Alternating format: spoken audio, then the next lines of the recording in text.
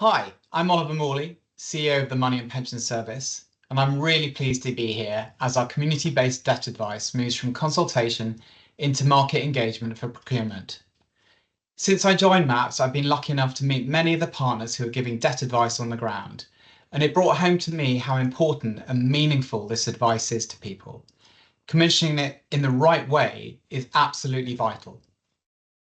So what lessons has MAPS learned from previous debt advice commissioning exercises? As we've gone through the process, we've gathered evidence and then run a consultation.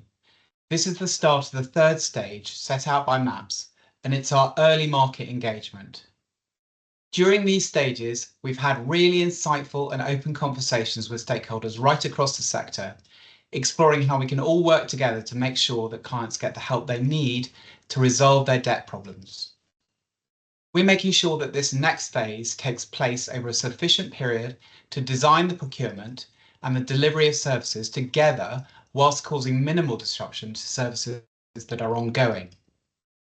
As we move from the consultation into the early stages of engagement with potential bidders to shape the approach we take and the services we fund, I believe that we can maintain the same quality of collaboration, communication, and openness to achieve our shared goals.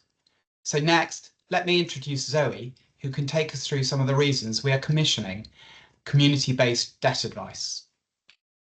Hi everyone, I'm Zoe-Burns, Executive Director for Customer. So the recommissioning of this community-based debt advice is really important, a key priority for MAPS. We want to ensure that we get the best possible outcomes for clients in a way that works for the sector as a whole. So we do have a statutory duty to recommission this as a competitive process. But it's also really important we do that to make sure the money goes to the places where it's absolutely needed the most, and that we can maximise the benefits of that funding by working with what's already happening on the ground. So we're looking very much for the best value here, not for the cheapest option. And we're absolutely committed to making sure we keep strong engagement throughout this process. As Oliver has alluded to, we've already had a really successful consultation process where we got lots and lots of great feedback and perspectives, and we want to continue that. There'll be lots of different opportunities for you to engage, and we'll split those by interest group so that we're sure to get lots of different perspectives. It's really important to us that we take the time to do this right and that we really listen.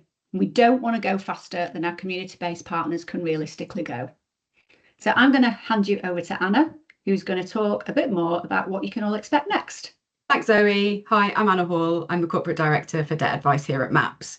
So the next stage for us is a really exciting one as we start to talk to the market, all of you out there who are delivering debt advice or supporting those who are delivering debt advice about our plans and hearing what you think of them. So this is the start of a formal commercial exercise for us that will end in the services going live, hopefully in early 2028.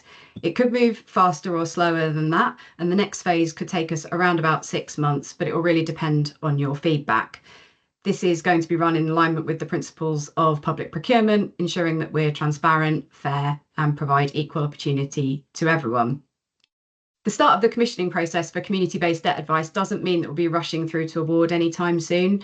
We wouldn't be looking at a bidding process until the end of 2025 or early 2026. So I'm going to hand over to Oliver now for some final thoughts.